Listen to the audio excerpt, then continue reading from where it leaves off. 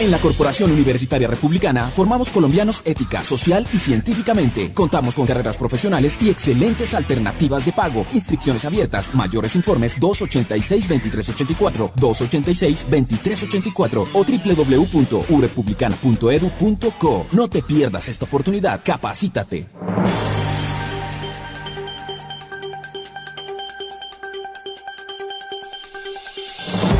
La Corporación Universitaria Republicana y su Centro de Investigaciones les dan la bienvenida al Navegante Científico, un programa realizado con el apoyo de Republicana Radio, emisora universitaria, donde diferentes autores, docentes, estudiantes e invitados especiales presentan sus proyectos y resultados de la investigación.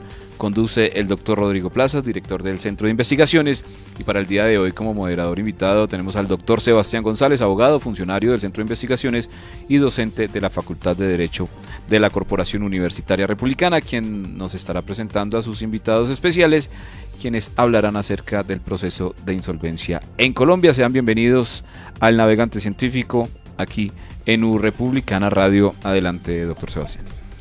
Bueno, muy buenas tardes a toda la comunidad republicana, bienvenidos por supuesto a una nueva edición del Navegante Científico, hoy con dos invitados de lujo, Andrés Romero y Juliana Rodríguez, estudiantes de la Corporación Universitaria Republicana, semilleros de investigación, que el día de hoy traen un tema súper vigente. Es un tema que pues digamos de alguna forma genera ese interés por toda la comunidad, y hoy, ¿quién mejor que ellos? Que pues han dedicado por supuesto no solamente sus estudios, sino también su labor profesional en este tema de la insolvencia. Para el día de hoy el ABC del proceso de insolvencia en Colombia. Damos la bienvenida. Juliana, ¿cómo estás? Muy bien, muchas gracias. Bueno, muy bien. Andrés, ¿cómo vas? Muy bien, muchas gracias. Bueno, bienvenidos a este Navegante Científico, y bueno, arrancamos este programa con una pregunta yo creo que introductoria y súper obligada para que todos sepamos de qué estamos hablando. Entonces, Juliana, cuéntanos, ¿qué es la insolvencia en Colombia? Claro que sí, y es muy importante aclarar, empezando la palabra insolvencia, y es la situación en la que puede llevar una persona natural o jurídica a una incapacidad de pago de sus obligaciones. Esta incapacidad de pago se puede dar de manera permanente o simplemente de manera temporal. Ok, perfecto, muy bien. Y digamos que todo esto debe tener, pues, ya el concepto claro. Interesante saber cuál es ese objeto, ¿no? Esa finalidad.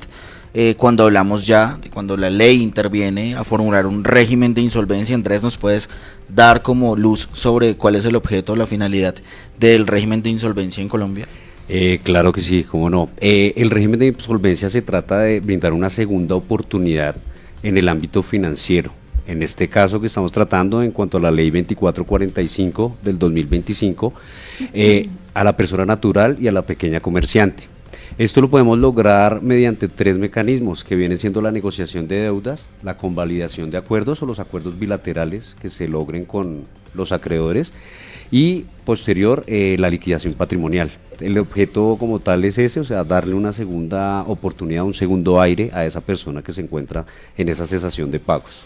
De acuerdo, importante, ¿no? Porque pues estamos en una sociedad cuya cultura ha sido más bien de endeudamiento, y que de alguna u otra forma pues este régimen trae a dar cierto alivio, digámoslo así, porque pues es importante evaluar también los pormenores, no solamente jurídicos, que el día de hoy ustedes están aquí para darnos esa luz, sino también de ver pues, en qué sociedad estamos, ¿no? Justamente, y por qué se hacen necesarias estas normas. No podemos desconocer la relación directa que ha de tener el derecho en su más pura esencia con la misma sociedad.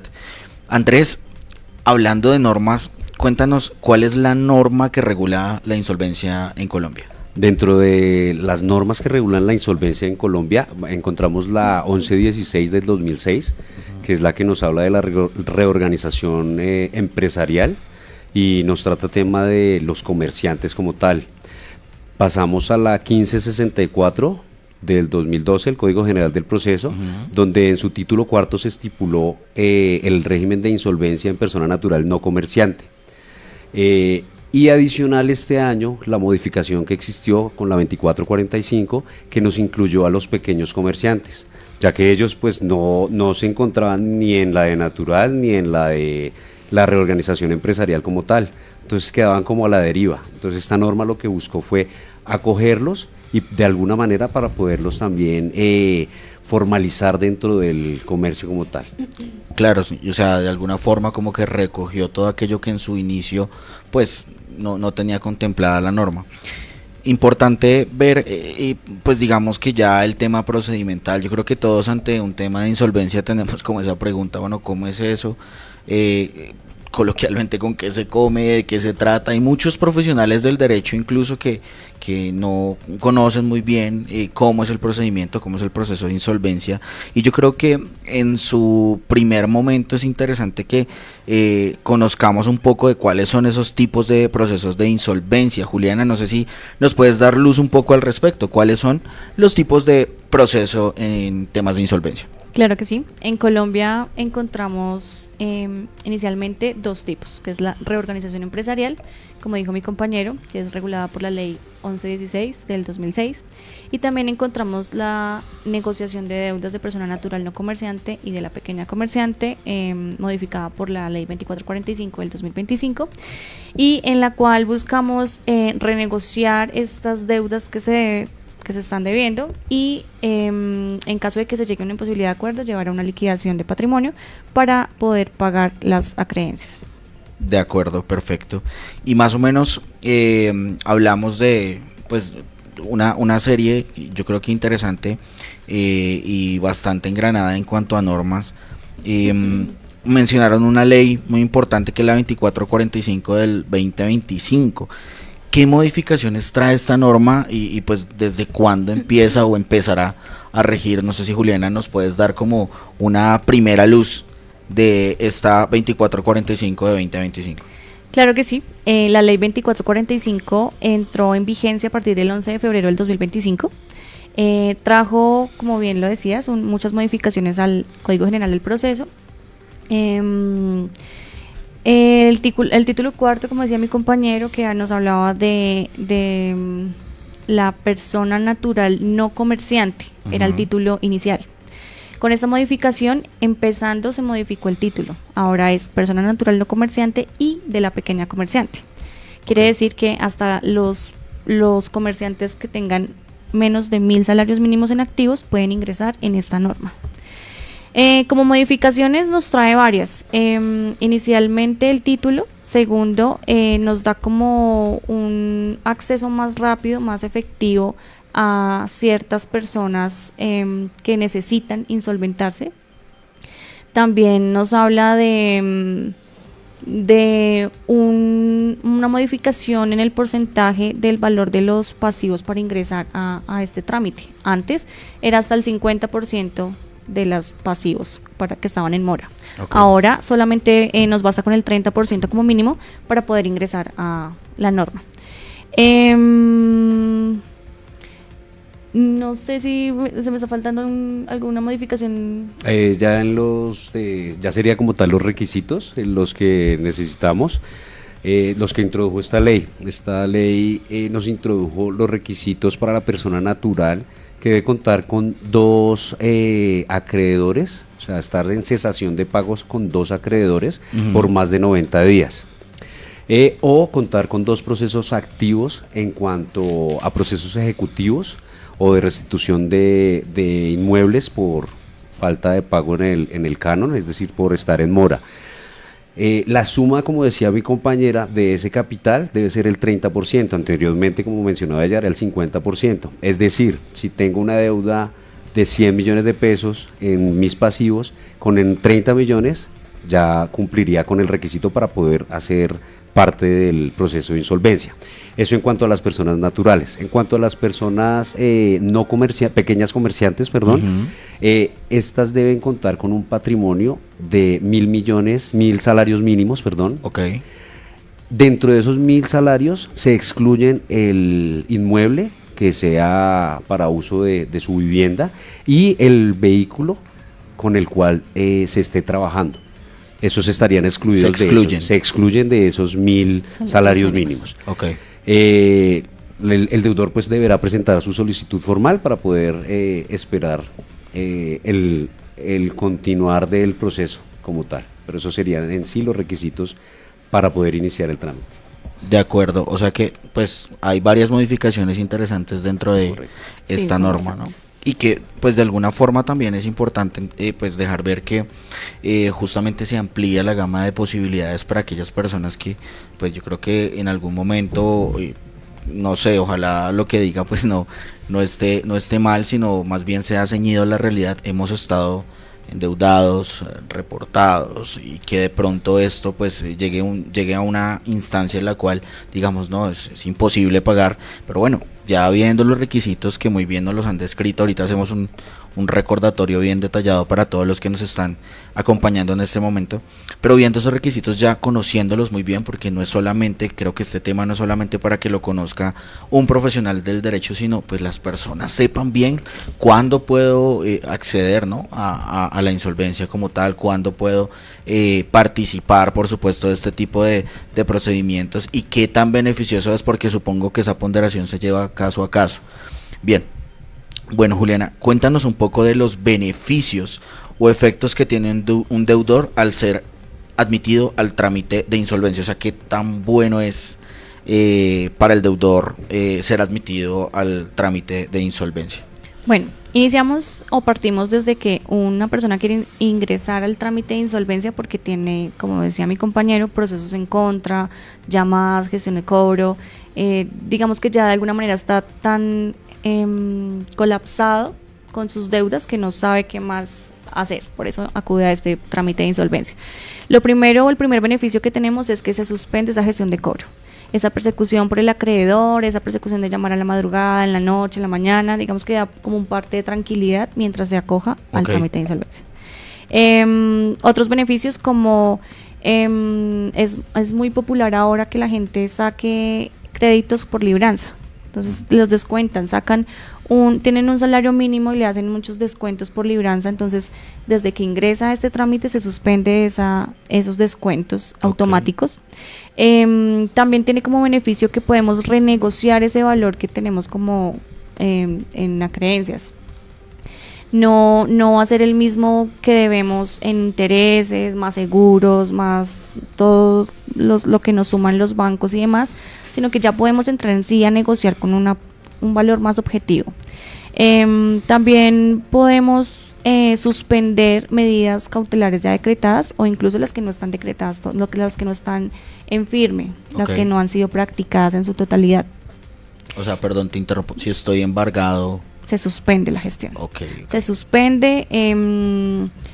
Es que es muy beneficioso porque ahora tenemos otras normas también que nos están persiguiendo en cuanto a embargar, secuestrar, a que sea más ágil, pero también tenemos que tener en cuenta que la ley de insolvencia tiene prevalencia normativa.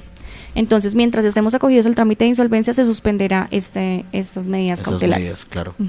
Súper beneficioso. Y las diligencias de secuestro, remate, claro. Todas estas diligencias quedan suspendidas mientras no se resuelva o se finiquite qué va a suceder con este deudor. Ok, de acuerdo. Digamos que esto entonces en sí, de alguna forma, pues supone un alivio, no solamente pues en temas financieros, sino también sabemos que, y esto lo digo porque lógicamente es importante mencionarlo, sí, estamos en el navegante científico hablando de un tema jurídico, pero es justamente lo necesario y decir que acogerse al proceso de insolvencia también traerá esa tranquilidad de poder gestionar esas deudas, de forma un poco pues más tranquila, más inteligente incluso, porque pues bueno, vamos ya a conocer pues más o menos cómo es ese procedimiento. Yo tengo pues ya para Andrés también la siguiente pregunta y es como, ok, quiero saber, ¿sí?, si aplico o no aplico, me voy a los requisitos, ¿cierto?, que debo tener pues como para ver si puedo como persona natural al menos, que creo que es la mayoría de clientes, ¿cierto? Y ¿qué hago? O sea, ¿cómo inicio este trámite? ¿Qué hago? ¿A dónde voy? ¿Qué tengo que hacer? Cuéntanos un poco de eso, Andrés. Claro que sí. El deudor que quiera acogerse a esta norma debe presentar una solicitud por escrito. En persona propia, puede ir acompañado de su representante legal, pero como tal la solicitud la debe hacer él. Y se debe presentar ante centros de conciliación o ante las notarías que estén avaladas por el Ministerio de Justicia. Ok, Ese perdón. es el primer paso. Perdón, o sea, ¿es un proceso conciliatorio? En primer medida, para la negociación de deudas, sí. De acuerdo, muy bien. Hay otra etapa o hay otra ventaja que nos trajo la 2445, que es con respecto a tener o no tener bienes, Ok. para poder obviar ese requisito. Pero pues es en el momento que no se cuente con bienes, no tengo que cumplir con el requisito de pasar por el centro de conciliación o la notaría para negociar mis deudas, sino voy directamente ya a la justicia como tal, Ok. al proceso liquidatorio. Bien, perfecto, ok. Entonces digamos que en ese orden de ideas es como presentar una solicitud. ¿Puedo ir con mi apoderado o voy solo? La solicitud la La hace hago el yo. deudor, el deudor. Ok. Ya cuando vamos a las audiencias como tal, puedo ir acompañado por representante legal, Perfecto, por abogado. de acuerdo, listo. Entonces, para que quede claro, iniciamos con una solicitud que debe estar en cabeza del deudor propiamente. ¿Listo? Digamos que el primer paso, súper claro, como diríamos, check, excelente. Muy bien, chicos.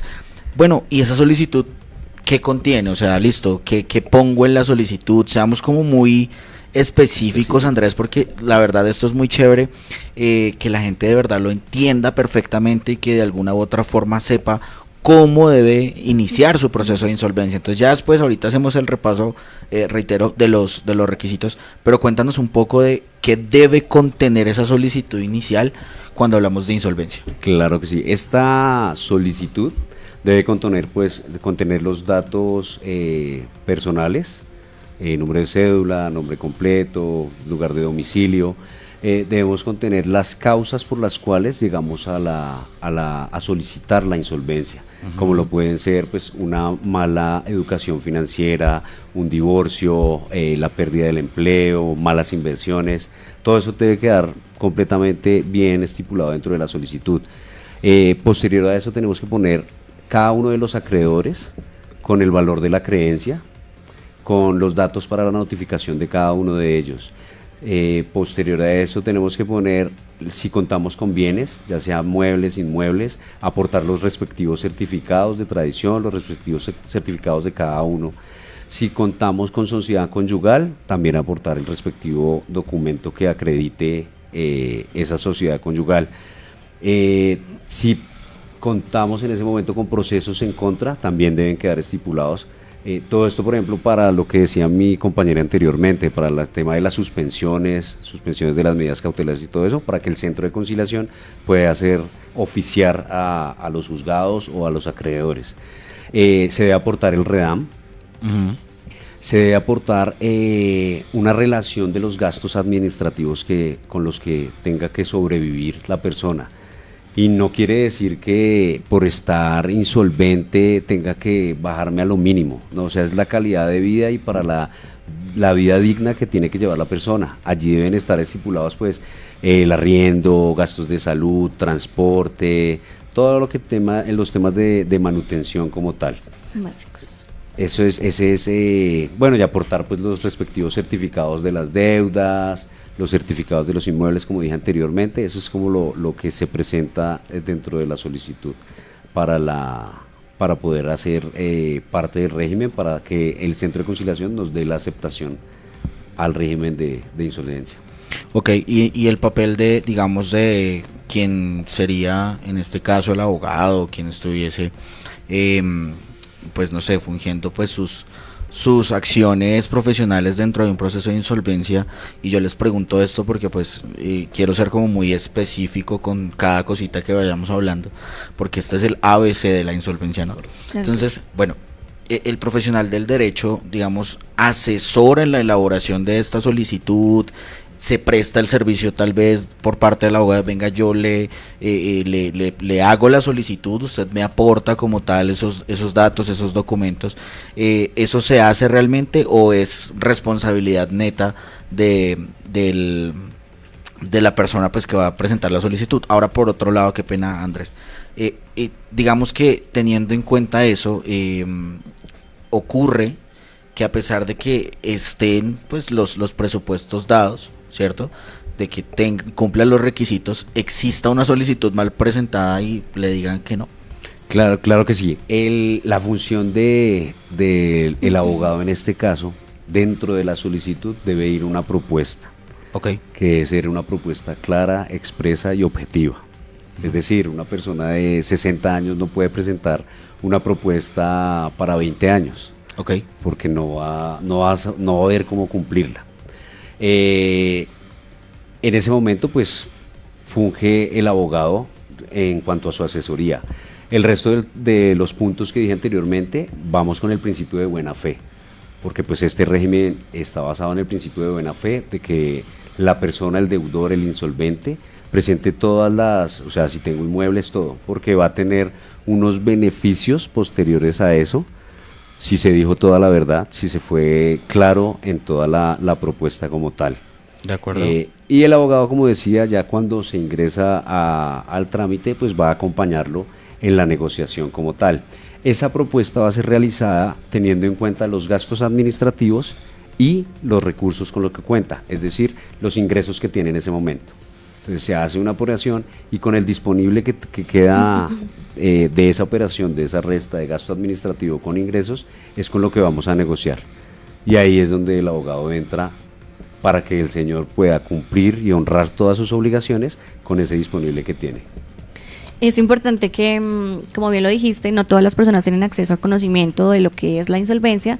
Es importante que sí contemos con una asesoría jurídica, porque como bien lo decía mi compañero, hay datos y puntos en que sí o sí se necesita como un oriente jurídico en cómo podemos proyectar una propuesta, cuáles son los acreedores, cómo les vamos a notificar, qué datos tenemos. Entonces, estos datos o esta asesoría la va a tener muy clara el apoderado.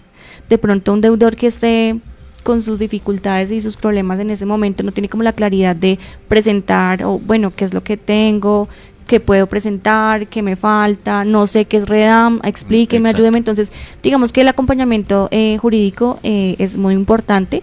La solicitud se presenta como el deudor a nombre propio, como dijo mi compañero, pero es importante que sí se brinde un apoyo jurídico en cuanto a cada uno de los requisitos para que quede perfecta esa solicitud y no tengamos ningún rechazo más adelante de alguna omisión de algún documento o alguna falsedad en algo de que diga el deudor. Partimos, como dijo mi compañero, del principio de buena fe. Todo el apoderado que inicie a acompañar a este deudor debe, si bien es cierto partir del principio de buena fe, confirmar los datos que nos está dando el deudor, porque pues si va a ser una representación puede que ese también se pueda ver inmerso en dificultades profesionales más adelante. Claro, muy bien. Y atendiendo, dijiste algo muy importante, que es el REDAM. Recordemos entonces como el registro de Deudores alimentarios morosos. Muy bien. La pregunta es sencilla. Si la persona debe adjuntar el REDAM dentro de la solicitud, ¿qué pasa si está allí relacionado en el REDAM? Lo que pasa es que el registro, el certificado REDAM Sí. se aporta Ajá. más con la finalidad de que las deudas alimentarias no son negociables. Ok. Partimos de ahí. Entonces, si bien es cierto que hemos hablado de que es una reorganización, es un tema de modificar, de negociar estos valores que se están debiendo, tenemos que excluir de alguna manera las obligaciones alimentarias. Okay. Esto no entra en ninguna suspensión, esto no entra en ningún cese de descuentos, esto sí o sí se cancela. Ok, o sea, Entonces es importante sí o sí tenerlo, Tenerlo, perdón, claro. No, porque si tenemos este certificado, entonces ahí nos van a decir si tiene o no tiene una obligación alimentaria. Si cuenta con una obligación ya por ICBF, juzgado, comisaría, entonces lo que se hace es estar, uno, cumpliendo con todos los requisitos de que no se omita ninguna información. Dos, de que tanto el conciliador como los acreedores sepan que tiene una obligación y que de ahí entra como uno de los gastos administrativos. Tiene su prelación, está en primer prelación, o sea, no Ok. es para nada negociable. Entonces, sí tenemos que cumplirle Sí con o la sí, obligación. todos tienen que tener la misma información, todos De tienen que acuerdo. estar como enterados de que se cuenta o no se cuenta con esta obligación alimentaria. de acuerdo, o sea, digamos que para que lo podamos entender bien, la solicitud de la situación frente al REDAM no se da para vetar o para excluir a la persona como tal de que pues pueda ingresar en el proceso de insolvencia, sino en el caso tal que tenga algún tipo pues de deuda o de obligación alimentaria, de obligación pues que de alguna u otra forma pues tenga alguna consecuencia negativa, porque pues se hará exigible en su momento. Si tiene ese tipo de deudas alimentarias, él podría negociar las otras deudas, pero las alimentarias no. No entran de ninguna manera. Es correcto. De acuerdo, eso es entonces lo que debemos tener en cuenta, es decir, incluso si tengo medidas cautelares derivadas de esos procesos por alimentos, por ejemplo, esos sí no se interrumpen. Esos procesos no se suspenden. No se Esos suspenden. procesos continúan su curso. Continúan. totalmente Simplemente es para el conocimiento de los acreedores. De los acreedores. Perfecto, muy bien. Espero que eso haya quedado supremamente claro a todos los que nos están viendo, porque realmente es una información bastante importante que ha generado muchas dudas. Hay muchas personas que creen que pueden llegar a negociar incluso ese tipo de deudas, ¿no? Pero bueno, acá ya lo aclaramos muy bien bajo la voz experta de Juliana y Andrés. Juliana, ¿qué pasa si este deudor no cuenta o bueno, tiene su patrimonio en ceros? ¿Qué ocurre? Si este deudor no cuenta con un patrimonio que salvar o con el cual poder pagar sus acreencias, debe realizar directamente una liquidación patrimonial directa. Okay. Es decir, como dijo mi compañero anteriormente, se plantea una solicitud frente a un centro de conciliación, pero si este deudor no tiene patrimonio, lo que hacemos es saltarnos esta etapa de conciliación e ir directamente a un juez a exponerle que en efecto no tenemos cómo sustentar esas deudas, no tenemos un patrimonio, no queremos salvar porque es que no tenemos un carro, no tenemos una casa, no tenemos una finca, no tenemos nada. Exponemos que pues no tenemos como la solvencia para saldar estas acreencias. Entonces lo que sucede es que frente a la liquidación patrimonial directa, el juez lo que nos va a hacer es dar por sentado que estamos exponiendo de manera correcta, que no tenemos cómo pagar, y nos van a multar las deudas a naturales. Okay. Es decir, que no se pueden no pueden ser cobradas judicialmente. Adicional a lo que dice Juliana, al ingresar a la liquidación patrimonial directa, el mismo deudor va a ser su propio liquidador. De acuerdo. No tenemos que esperar al nombramiento de un auxiliar de justicia externo, sino él mismo se lo va a solicitar al juez como tal.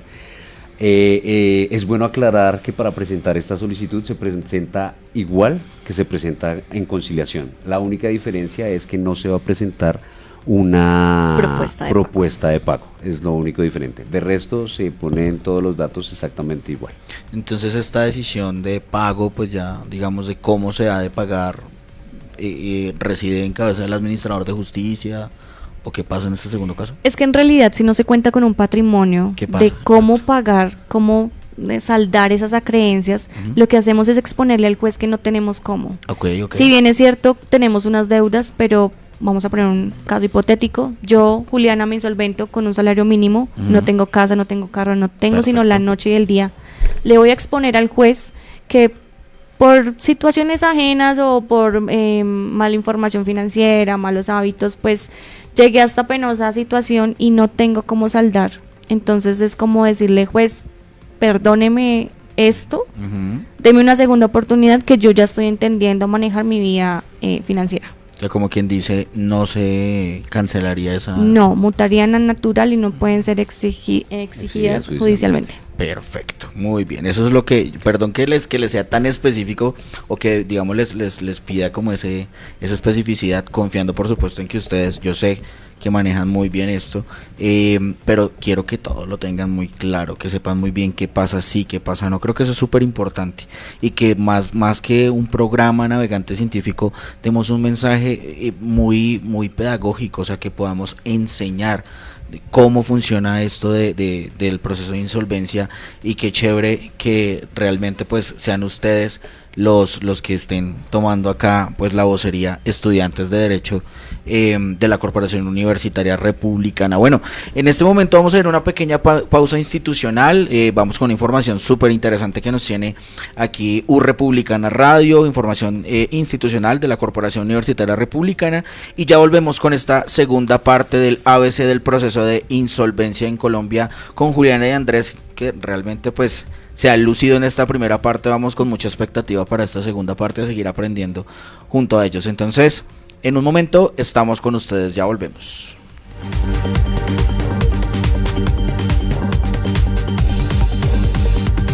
Así es, hacemos una breve pausa institucional en este espacio del Navegante Científico, hablando sobre insolvencia en Colombia. Recuerde que si usted quiere conocer más acerca de todo lo que ocurre al interior de la Corporación Universitaria Republicana y su emisora U Republicana Radio, aprender todos los días con nosotros, pues síganos en las diferentes redes sociales. Nos encuentras como Corporación Universitaria Republicana, U Republicana y U Republicana Radio.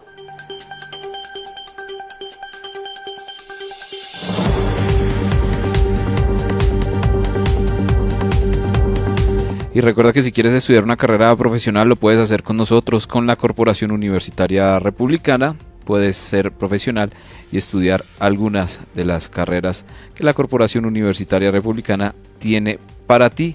Es momento de estudiar, es momento de ser profesional. Estudia con nosotros. Ingresa ya mismo a www.urepublicana.edu.co.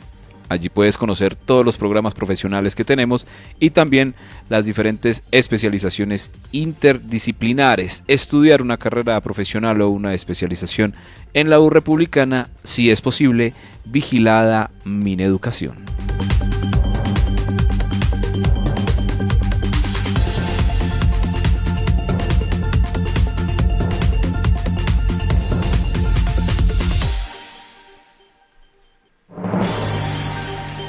Continuamos con la segunda parte de este espacio, El Navegante Científico. Recuerde, cada viernes tenemos una cita para aprender a partir de la investigación con nuestros invitados, nuestros docentes y por supuesto con el Centro de Investigaciones de la Corporación Universitaria Republicana. Damos paso nuevamente al Navegante Científico. Nos acompaña el día de hoy el doctor Sebastián González con dos invitados especiales, estudiantes de la Facultad de Derecho y semilleros de investigación, Juliana Rodríguez y Andrés Romero. Adelante.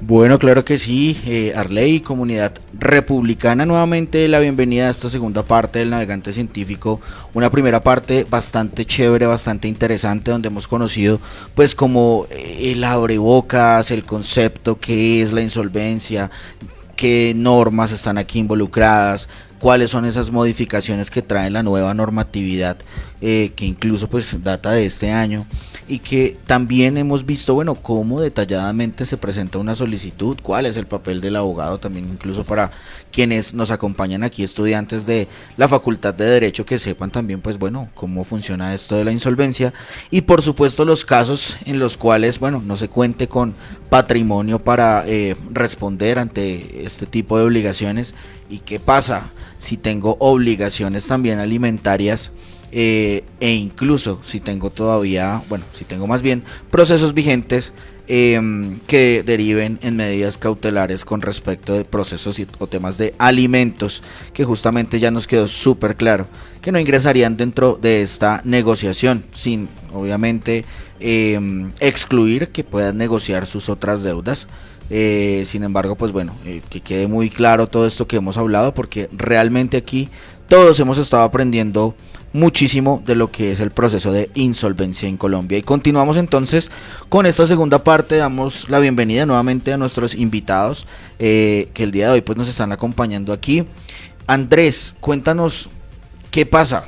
Creo que ya lo hemos abordado, pero vamos a darle un poquito más como de profundidad a este punto y qué es lo que realmente ocurre si la persona tiene procesos en contra. Claro que sí. Si la persona tiene procesos en contra en el momento de la aceptación al trámite por parte del centro de conciliación, estos se suspenderán, asimismo como con las medidas cautelares que hayan sido decretadas dentro de los mismos. Eso dentro de la etapa de negociación. Si no se logra la negociación como tal, pasaríamos a la liquidación patrimonial. En esa liquidación patrimonial, el juez, llamado a conocer del proceso de insolvencia, va a oficiar a todos los juzgados que lleven procesos en contra de ese deudor insolvente, para que haga parte, para que todos esos procesos hagan parte del proceso de liquidación patrimonial. Y él es el que va a tomar las decisiones de todos esos procesos dentro de este proceso de liquidación patrimonial. Dentro de esto, por ejemplo, contamos con que al remitir el proceso al de liquidación, que tenga una medida cautelar en curso, el deudor, el apoderado del deudor se puede solicitar al juez de liquidación que deje a título gratuito los bienes que tenga embargados en el momento, que tenga las medidas cautelares, mientras se surte el proceso como tal. Eso es un beneficio pues que no contábamos y pues es muy beneficioso para el deudor, ¿no? Porque pues le puede ayudar en su vida en relación, en su ámbito laboral. Entonces eso es prácticamente lo que pasa con los procesos, tanto en negociación de deudas como en la parte de la liquidación patrimonial. Claro que sí, importante avance. Con respecto de esto, entonces, Juliana, ¿tú nos puedes dar como una luz de cuál es el curso normal o la trazabilidad que debe tener el trámite? Claro que sí. Entonces, retomando, presentamos una solicitud a un centro de conciliación avalado por el Ministerio de Justicia o notaría. Ahí vamos a renegociar los valores que estamos debiendo.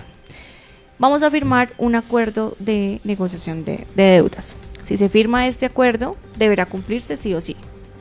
Si no llegamos a un acuerdo, lo que vamos a hacer es dirigir el proceso a una segunda etapa, que es ante jueces, dependiendo de la cuantía, civil municipal o civil circuito. Okay. Y ahí se va a decretar la apertura de liquidación patrimonial. Okay. Ya, como decía mi compañero, será este juez de liquidación quien decidirá sobre la suerte de los bienes, las acreencias y todo lo relacionado con este trámite de insolvencia. De acuerdo, muy bien. ¿Y qué pasa, Juliana, o qué ocurre si un acreedor se rehúsa al trámite e instaura un nuevo proceso?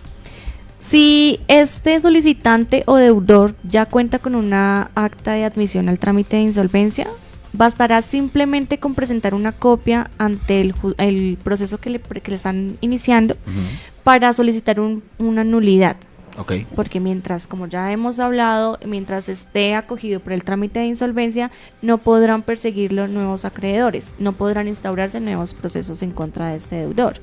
Entonces, si un acreedor insiste y vuelve a radicar un proceso, lo que vamos a hacer es que con la simple copia del acta de aceptación presentamos un escrito solicitando nulidad y se tendrá que declarar así. Se tendrá que declarar la nulidad sobre ese nuevo proceso que pretende instaurar el acreedor. Perfecto, muy beneficiosa esta norma, de verdad, bastante, porque pues vemos que cuando se trata de persecución por sumas de dinero, lógicamente el tema es complejo, ¿no? En Colombia el tema es complejo y muchas veces se han visto casos en los que las personas quedan realmente, no sé, incapaces, no sé, ¿cómo hago para cubrir todas estas deudas? ¿Cómo hago para salir de todo esto? Bueno, aquí está la respuesta, el régimen de insolvencia que muy bien nos están explicando aquí hoy Juliana y Andrés. Y con base en eso, Andrés, bueno, la pregunta del millón, ¿cómo se logra un acuerdo de pago? O sea, ¿cómo llegamos hasta allá? Claro que sí, el acuerdo de pago, pues, mediante la propuesta que se realiza ante el centro de conciliación y en el momento pues de las audiencias y de las conciliaciones que se van a hacer con ellos, se les expone la propuesta. El conciliador es el encargado de presentar la propuesta. Él pues intentará por acercar a acreedores y deudores en cuanto a que den el aval a la propuesta como tal. Cuando se trata de entidades financieras, ellos tienen sus políticas.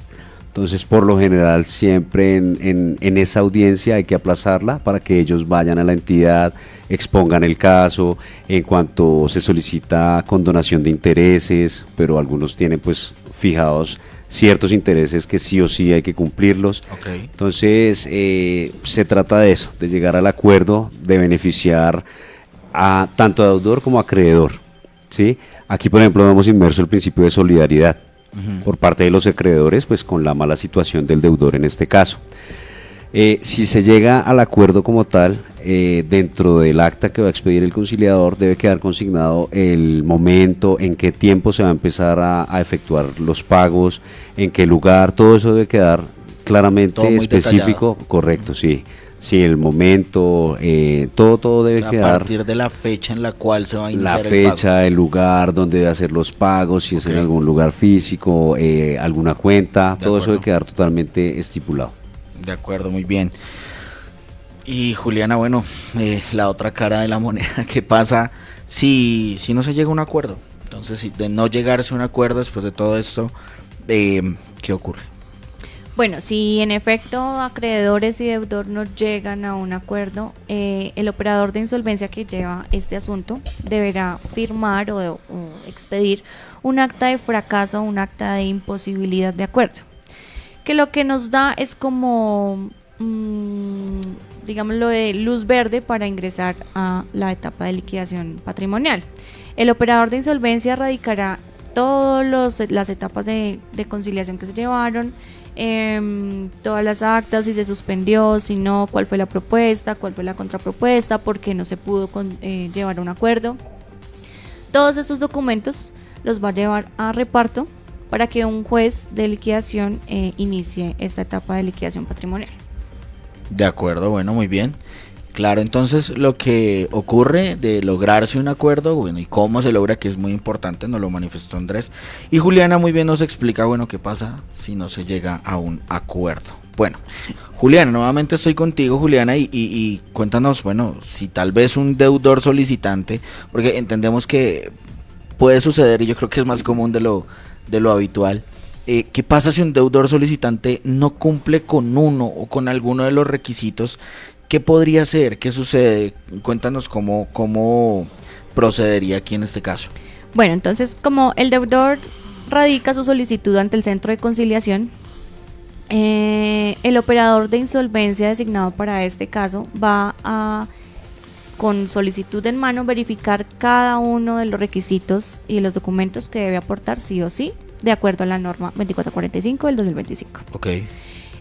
Si alguno de los requisitos mínimos no cumple, este operador de insolvencia dirá inadmisión o rechazo a la solicitud, y este deudor puede o completar los requisitos o esperar a un tiempo prudente, si es por tiempo, para volver a presentar al centro de conciliación su solicitud de insolvencia. Ok, si uno de estos requisitos es, o digamos, se adquiere derivado del factor tiempo, tendrá que esperar. Es ¿cierto? correcto.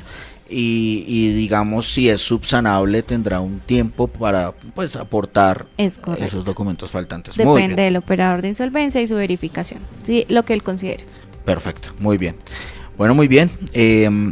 Andrés, ¿qué sucede con los bienes del solicitante si se llega hasta el punto de liquidación patrimonial? Claro que sí, por regla general, cuando se inicia la liquidación patrimonial, pues se va a designar un auxiliar de justicia. Este pues va a realizar su respectivo informe, aportando los avalúos, inventarios de los bienes del deudor. Pasarán pues a aprobación del despacho. Posterior a la aprobación y esto, llegaremos a una audiencia de adjudicación, en donde el juez dictaminará, de acuerdo a la clasificación y graduación que se tengan de los créditos de las deudas, a quién le va a corresponder y en qué porcentaje. Si se logra cubrir con el patrimonio, pues no habrá ningún problema, se habrá cancelado las obligaciones como tal. Si queda pues unos saldos insolutos, estos saldos, como ya hemos mencionado anteriormente, pues mutarán a naturales. Okay. Eso es lo que sucede. Eso es lo que sucede con los bienes del solicitante.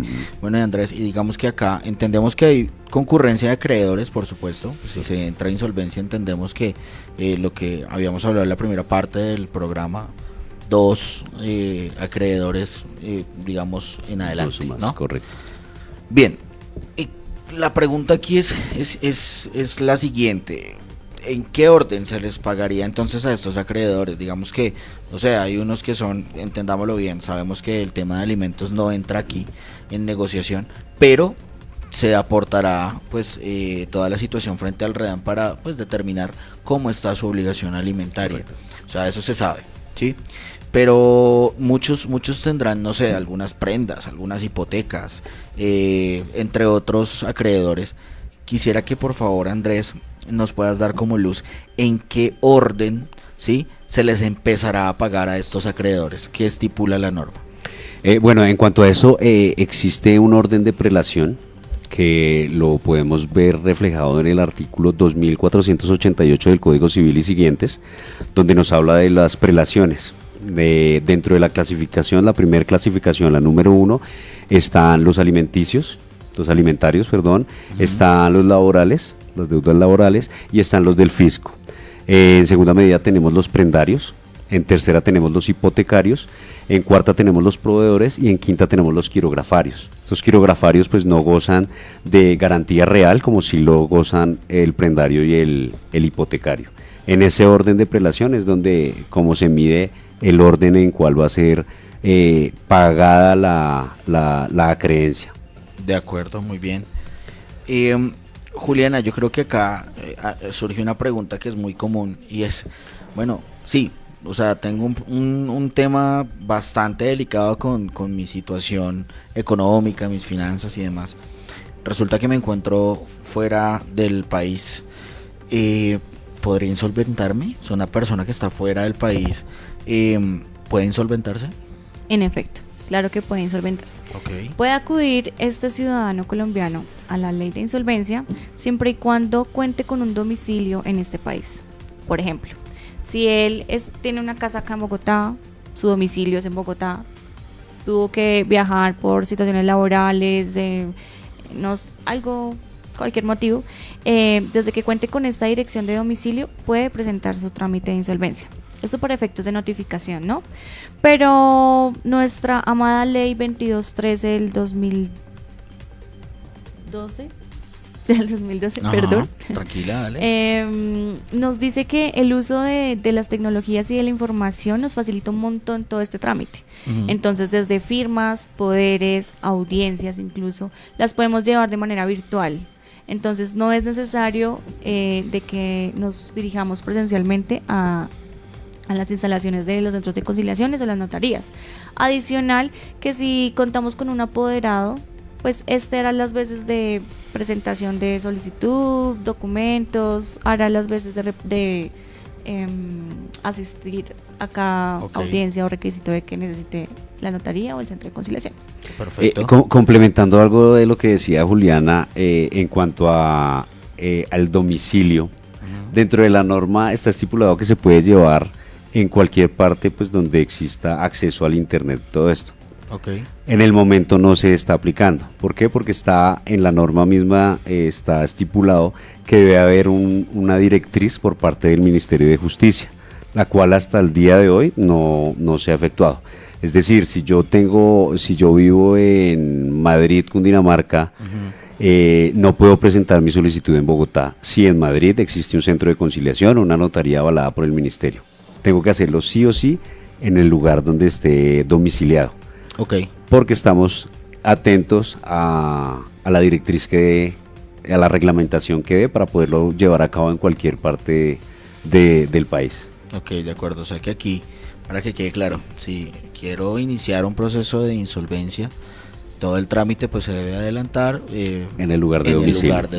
Perfecto, muy bien. Que esperamos esto se modifique y se regule, porque como bien dice la norma, es en cualquier lugar del país. Entonces también hay un pedacito que nos dice no, espere un momentico, que la misma norma nos tiene que decir. Sí, pero no. Entonces esperamos que esto como que se aclare, ojalá este año, para que si yo estoy en La Guajira pueda llevar mi proceso de insolvencia en Bogotá y en cualquier parte de Colombia. O sea, hasta el momento es en el domicilio del deudor. Del deudor, correcto. De acuerdo, muy bien. De acuerdo, porque pues se pueden presentarse algún tipo de digámoslo, de confusiones, ¿no? Correcto. Bueno, es el acreedor quien de alguna u otra forma pues tendría también ese derecho de que se lleve en su domicilio. Bueno, no, en este caso ya nos aclararon que es justamente en el domicilio del deudor. ¿Listo? Bueno, Andrés, ¿cuánto tiempo debe pasar para que un deudor pueda presentar una nueva solicitud de insolvencia? Bueno, tenemos varios escenarios en este punto. Si se llegó a la negociación y se cumplió con la negociación como tal, se cuenta con 5 años a partir de la certificación hecha por el conciliador del pago del acuerdo al que se llegó. Ese es un punto. El siguiente es cuando vamos a la liquidación patrimonial y los bienes no alcanzan a solventar todas las deudas y hay deudas que mutan a naturales. En ese caso tendríamos 10 años para volver a presentar. A partir de la apertura de liquidación patrimonial contamos 10 años para poder volver a solicitar un trámite nuevo. El otro punto es cuando los bienes sí alcanzan para cubrir y cumplir con las obligaciones, honrar todas las obligaciones con nuestros acreedores, contamos con 5 años. Y por último, si las deudas no mutaron a naturales, y en este punto quiero ser claro y poner un ejemplo más que todo. Por ejemplo, una persona que se insolventa presenta, mire, yo tengo estos bienes, pero hace 15 años la persona hizo parte en una sucesión y le dieron una cuota aparte de un apartamento y un lote. Pero esa persona se la dejó a la mamá y nunca se volvió a entender de eso. Cuando le dijo a su abogado, le presentó pues todo lo que conocía, fueron a la conciliación y los acreedores muy acuciosos encontraron que él tenía una cuota aparte y lo exponen en conciliación. Eso, el castigo que se le da al deudor es que las deudas no van a mutar a naturales. Entonces, en esos casos se cuenta con 15 años, adicional de a la sanción que tiene, le imponen muchos más años para que pueda volver a presentarse a una solicitud de insolvencia. Esto pues basado en el principio de buena fe. Sí. Entonces, esos son ya en los tiempos con los que se cuenta para poder volver a solicitar una nueva solicitud a ingresar al régimen de insolvencia de persona natural. Bueno, de acuerdo, muy bien, Andrés. Y Juliana, bueno, nada, pues de verdad agradecerles muchísimo por su tiempo, por su dedicación. Ha sido una experiencia bastante agradable estar aquí con ustedes, compartir en la emisora U Republicana Radio. Hace rato no teníamos un navegante científico acá y qué chévere contar con ustedes acá, Arley, no sé. ¿Qué nos puedes decir al respecto? ¿Qué se siente tener aquí estudiantes? Qué bacano, ¿no? Sí. Primero pues agradecerles a ustedes como equipo del Navegante Científico por hacer parte de la emisora para hacer todos estos espacios tan novedosos, propositivos, siento yo también, ¿no? Un aprendizaje para cualquier persona que en ese momento esté en la transmisión, no necesariamente tiene que ser un abogado, sino exactamente, para cualquier persona. Algunas personas que dejan sus comentarios, César Zambrano dice buenas tardes, un cordial saludo para todos. Karen Páez dice excelente. Y bueno, yo quisiera para cerrar este espacio, doctor Sebastián, hacerle una pregunta muy breve a nuestros dos semilleros invitados del día de hoy. Y claro es, que sí.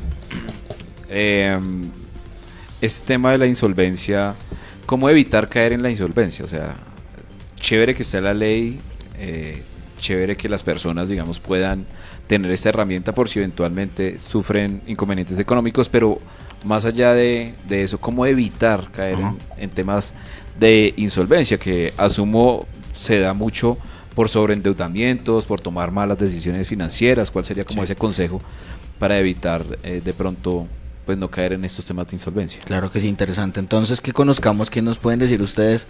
¿Algún consejo? Un consejo muy breve sobre cómo evitar caer en un proceso de insolvencia. Ante todo, o sea, la prevención, porque cuando se llegan a estos procesos es porque ya estamos inmersos en una mala educación financiera, que es lo que tenemos todos los colombianos. Entonces lo que buscamos es tapar un hueco con otro crédito y así sucesivamente, y eso se nos vuelve una bola de nieve. Tener una educación financiera, o sea, hacer algo preventivo antes. Sí, no sobreendeudarnos, sino saber con qué contamos realmente y sobre eso pues poder realizar los gastos que necesitemos. Eso sería, pero ante todo, primero que todo es la prevención, claro, para no tener que llegar al proceso de insolvencia. Es importante empezar desde casa con nuestros niños, nuestros adolescentes, empezarles a tener un hábito financiero adecuado. Que no es solamente tener dinero, gastar, sacar un montón de tarjetas de crédito, porque eso no nos va a llevar a nada. Tenemos que empezar desde casa, fortaleciendo esos hábitos adecuados financieramente hablando, y no llevar hasta problemas, crisis emocionales, ansiedad. Esto ha llevado también a miles de problemas, claro, más allá de legales. También podemos ver infinidad de casos al día de problemas ya mentales, emocionales, suicidio incluso. No, y esto es digamos tan fuerte y tanta amplitud ha alcanzado esta situación, que de pronto llega a remediar un poco, aliviar jurídicamente hablando el tema de la insolvencia, que tanto así que nos compete a todos, que incluso por ahí ya hay preguntas, ¿no?, que nos han dejado, por supuesto, quienes nos acompañan en este momento. No sé si nos puedas compartir alguna, Arley. Sí, así es. Una pregunta rápidamente, ya para ir cerrando, es ¿qué consecuencias trae pues el aplicar a este tema de la insolvencia? Porque, o sea, a futuro, ¿cuánto tiempo, por ejemplo, puede la persona no pedir un crédito? ¿Va a estar reportada? Ya no va a poder volver a tener vida crediticia, que pues también son consecuencias, ¿no? Siento yo, o acá preguntan, como, ¿cuáles son las consecuencias? Pues también, no todo puede ser bonito, no todo puede ser tan perfecto. Sí, ¿qué pasaría qué pasa después de? Después de, por ejemplo, las centrales de riesgo.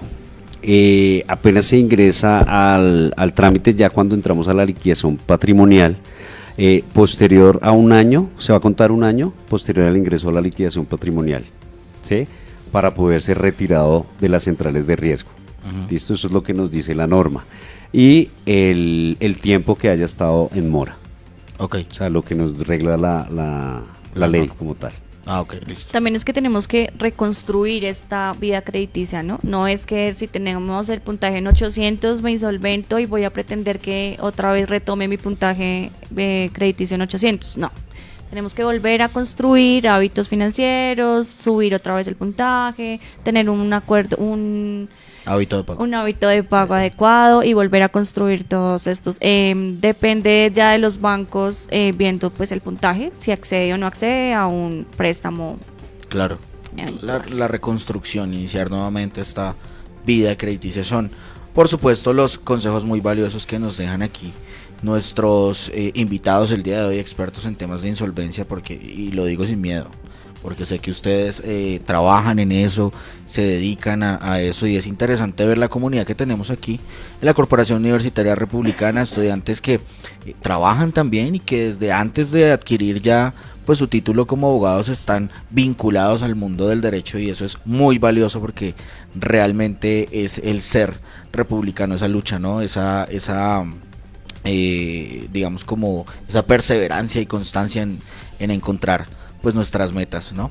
Bueno, aprovecho entonces la oportunidad ya para ir cerrando el programa, saludar a nuestro director del Centro de Investigaciones, doctor Rodrigo Plazas, agradecerle por supuesto por este espacio que nos ha cedido en el Navegante Científico para estar hoy en este ABC del proceso de insolvencia en Colombia junto a nuestros estudiantes de la Facultad de Derecho, ya culminando su carrera, por supuesto, ya mejor dicho, pronto los tendremos aquí proclamándose ya como abogados, y nada, hacer la invitación también a quienes nos están viendo en este momento a que pertenezcan a los semilleros de investigación, a que cumplan con su requisito de grado, no por un requisito sino por aprender. Miren acá, pues tenemos aquí a dos personas que el día de hoy culminan este proceso de semilleros de una forma bastante interesante y pues con mucho honor. ¿Hay otra pregunta más, Arley? Sí, así es. Una pregunta para cada uno de nuestros invitados, y es ¿qué fue lo que más le gustó de ser semillero de investigación? Ok. Bueno, lo que más me gustó es primero como enfrentarme directamente a mí, más que todo. Si bien es cierto, como dijo el profe, trabajamos en estos temas, es difícil a veces poder hablar con otras personas o que otras personas puedan entender lo que en esta cabecita ya está. Entonces es supremamente difícil personalmente enfrentar esos miedos. Me encanta poder hablar y explicar de algo que medianamente manejo. Entonces me parece muy importante este tema porque es un tema que realmente es para cualquier persona. Sí, como decía Juliana, vivir una experiencia diferente, o sea, enfrentarse a muchas cosas, pese al día a día, a lo pesado del día a día de uno en cuanto a lo laboral, en cuanto a cumplir con nuestras materias y esto, incentivarnos a la investigación, a ir más allá, a no quedarnos con lo básico, sino ir más allá, o sea, salir de nuestra zona de confort de alguna manera. Muchas gracias para el doctor por esta oportunidad, y nada, o sea, los invitamos en serio que hagan parte del semillero de investigación Y genial, genial, en serio. Muchas gracias por la invitación el día de hoy. Claro que sí, aparte que es un aprendizaje autónomo. Bueno, muchísimas gracias a ustedes por acompañarnos en este espacio. Damos también las gracias a Arley, que nos acompañó en el máster hoy, nuestro director de U Republicana Radio. Quédense aquí en la programación que tiene U Republicana Radio con ustedes el día de hoy con el ABC del proceso de insolvencia en Colombia, y próximamente estaremos pues acompañándolos en otros navegantes científicos pues aquí en U Republicana, en compañía de invitados especiales, docentes, estudiantes que pues vendrán a mostrarnos sus resultados de investigación. Hasta otra oportunidad, les envío un abrazo, un saludo muy especial a todos ustedes. Quédense con U Republicana Radio. Chao.